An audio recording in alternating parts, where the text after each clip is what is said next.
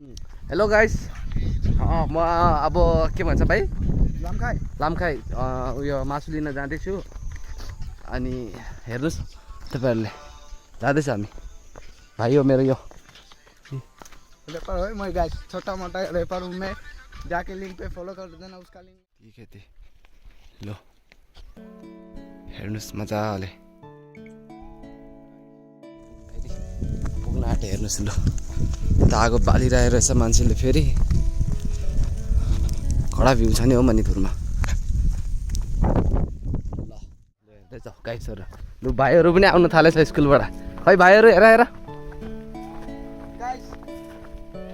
ल बल्ल छुट्टी भएछ भाइ। क्लास कति हो भाइ? 7 भाइ चाहिँ 7 ओके लु आइज भाइ। चलो गाइस त्यही त नेपालीमा बनाएको, नेपालीमै हो भाइ, नेपालीमै हो। लु हेर्दै जानुहोस् नदी आइपुग्यौँ। खोला खोला कहाँ नदी अब हो? खोला छ अरे। मेरो चाहिँ नेपाली अलिकति मिस्टेक भइहाल्छ। खोला पनि के भन्नु, पानी त छैन रहेछ। ल गाइस ल हेर्नुहोस् हो भाइ अगाडि नै पुगिगएछ त्यो। लु यता यता यता हो के अरे नाम त्यसको नाम त मैले त बिर्सेँ त भाइ। सोनी गाइस, सोनी सरिता दिला तमन।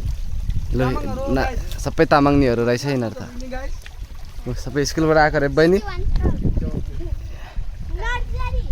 क्लास कति हो? क्लास कति हौ?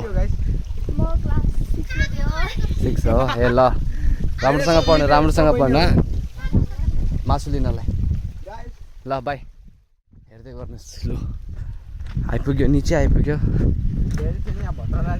छेत्रीहरू छ, भट्टराईहरू छ यहाँ। तर नेपाली गाउँ अन्त यो गिटी फ्याक्ट्री छ। उहाँ मान्छे मुतिरहेको रहेछ फेरि एउटा।